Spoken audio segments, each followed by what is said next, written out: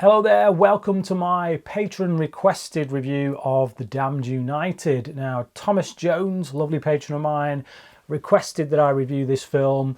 It is a film I've seen before, but I watched it again just before doing this review. It is a 2009 film directed by Tom Hooper, who would go on to do Les Mis and the Oscar-winning film The King's Speech, Best Picture. This film was released in 2009 and he made it off the back of doing quite a lot of TV work, kind of period drama type stuff, quite highbrow, well-received stuff, to be honest. And I didn't really know him when I first saw this. I saw this way back when it first came out. I was working in a cinema as a projectionist at the time. I think this was one of the films I had to check the print on. Didn't really know much about it, and to be perfectly honest, I'm not a fan of football. Football does not interest me in the slightest. As it turned out, I really enjoyed it. I really enjoyed it back then. I'd seen it multiple times since, and this time around, watching it again, I really enjoyed it again. And that's in no small part down to the performances. The two central performances by Michael Sheen as Brian Clough and Timothy Spall as his stablemate, whose name escapes me right now, Peter something. Again, like I say, I'm not a big football guy, so the names in this film mean absolutely nothing to me other than Brian Clough, who, yeah, even as someone who doesn't follow football, I have heard of the name Bryan Clough and I recognise the face when I see it on TV. It was interesting to see a film that, again, about a subject I had no interest in, but which grabbed me. And that's primarily because it, again, as with many sports films, I've said this about pretty much any sports film I've reviewed, a great sports film isn't really about the sport. It's really about the relationships of the people involved in the sport and the passion, why it is they're passionate about the sport.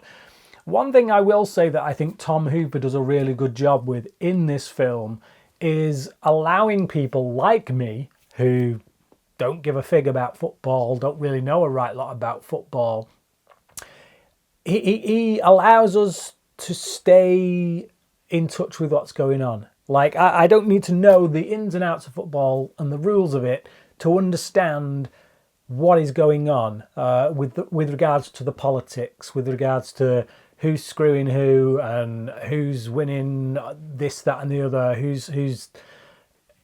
he lays it all out in a way that doesn't feel like he's talking down to me, but just keeps me informed as to where people are at in their careers at whatever particular time we're watching them at. And I really appreciate that. I think it's much harder to do than one might think when you're talking to an audience that doesn't really get the subject which you are approaching. I think his style for the film, with regards to his visual style, is perhaps a little bit overly done, overly cooked.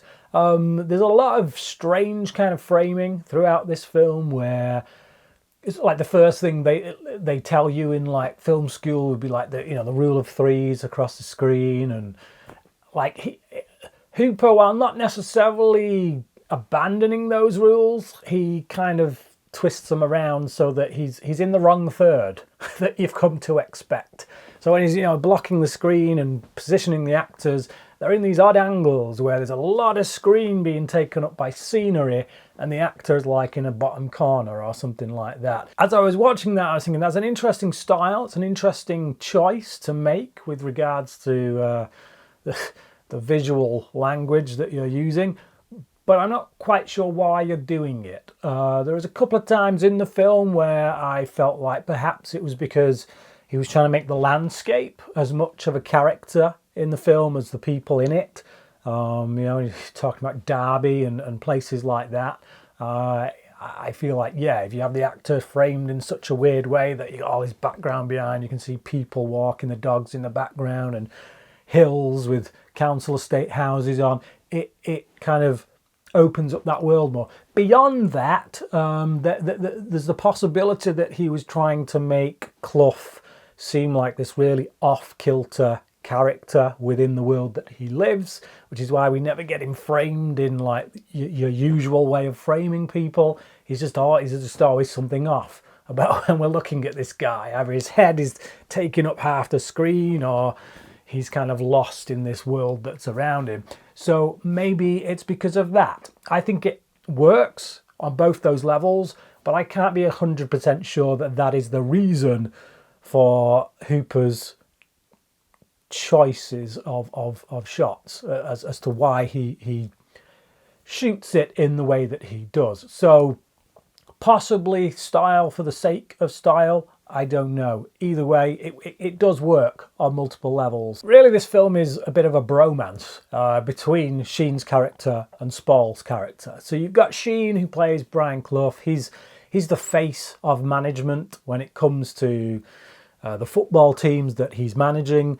But then his right-hand man, played by Timothy Spall, is really the guy who's got a lot of the intellect, who kind of pushes Clough to make the choices that ultimately are going to be the best choices to make.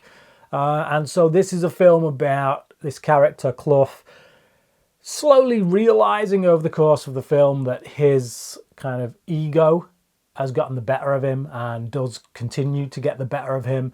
And then actually it's the team, it's the two of these men together that make the success and not one or the other.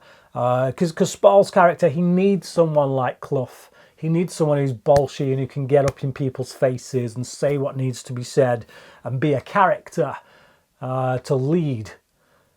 He needs that guy to help push his ideas through. And obviously, Clough needs this man at his side to present him with good options before pointing him in the right direction. So the two of them obviously made a great team, and as such, won loads of tournaments. Again, don't know what they won because I'm not a footballer. I've got no interest, but they made really big achievements in the world of football, and it's because of the romance really between the two of them. Obviously a non-sexual romance. It's just two friends who butt heads at times, but ultimately can't live without each other, can't do what it is they're most passionate about without each other. They need to share that passion together in order to be their most fruitful. There's one particular scene towards the end of the film, well, right at the end of the film really, when Clough does have to go grovelling back to Spall's character, and it's both touching, but it is really funny as well. It could so easily just come across, I think, as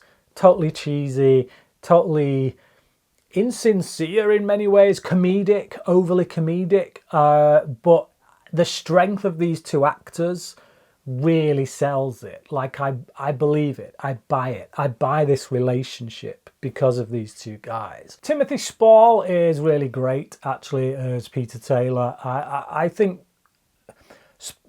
he's very understated in this film compared to what Sheen is doing, and I think that works because you've got one going large and one keeping it down low, and when you put the two together, they just work. They're chalk and cheese. They're two completely different type of guys, but when you put them together, it works. But I think Timothy Spall's kind of the straight man of the two in this, which is often harder to do because you still got to be engaging, but without kind of chewing the scenery around you. And I think he does that. I think he does that really well. Jim Broadbent and Stephen Graham, two really excellent British actors, also offer brilliant support in this. At one point, Jim Broadbent really gets to curse out Bryan Clough. The two of them kind of get at loggerheads. So he's like a chairman of Derby when Clough was kind of managing them, and the two of them really go at each other quite a bit in the film. They often disagree about the choices that are being made. But yeah, that highly entertaining is Jim Broadbent, one of our greatest actors really, and again same with Stephen Graham. I wish Stephen Graham would have had more to do in this, to be honest, because he's one of my favourite British actors. Whenever he pops up in something, like just recently I saw him in Matilda, and he's one of those actors that is absolutely brilliant at comedy, just out and out comedy, whether it's just physical or the way he delivers a line. But then he can also be the most scariest guy in the room. You know, you look at something like This Is England, and he just floors you with what he can bring to a role from a serious standpoint. He's a really incredible actor.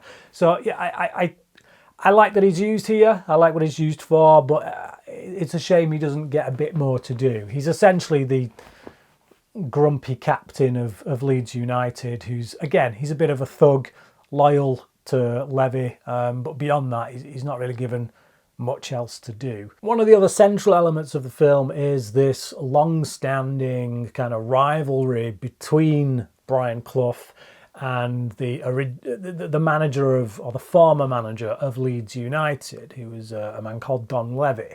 And when Clough took over at Leeds, the players there just wouldn't perform for him because they were so loyal to Levy.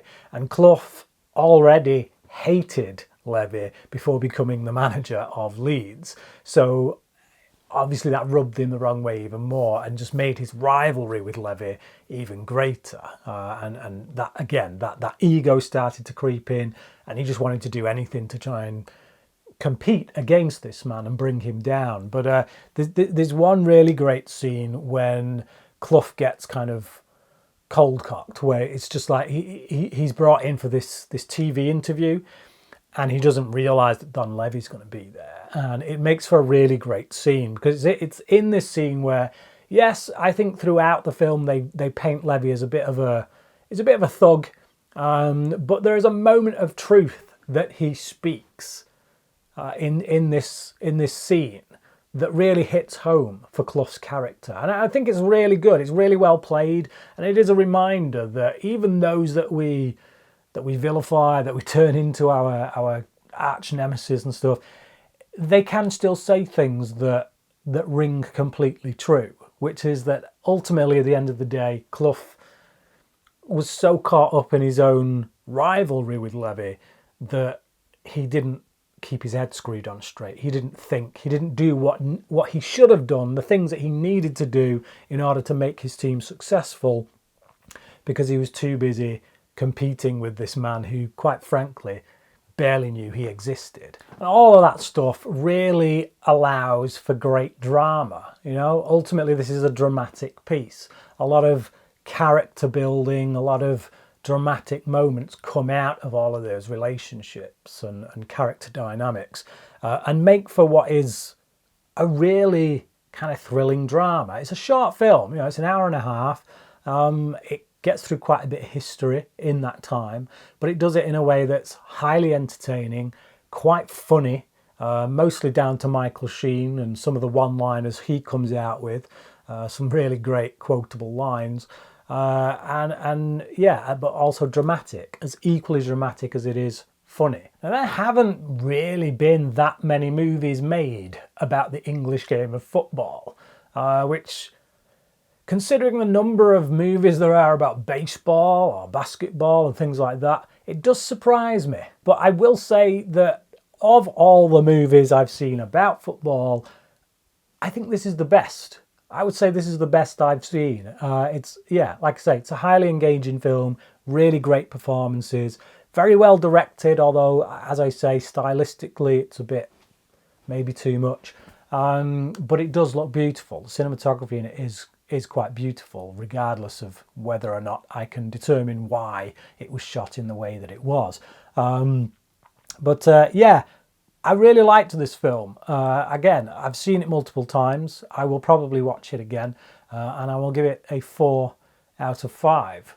But yeah, thank you, Thomas, for recommending this film for me to review. As I said before, I knew I was going to like it going in, so it's always good to kind of be forced to revisit a film that I know I'm going to like. So yeah, but if you've seen The Damned United and you want to let me or Thomas know what you thought about it, then do leave your comments down in the comment section below. Thank you for watching this video, and until next time, cracking.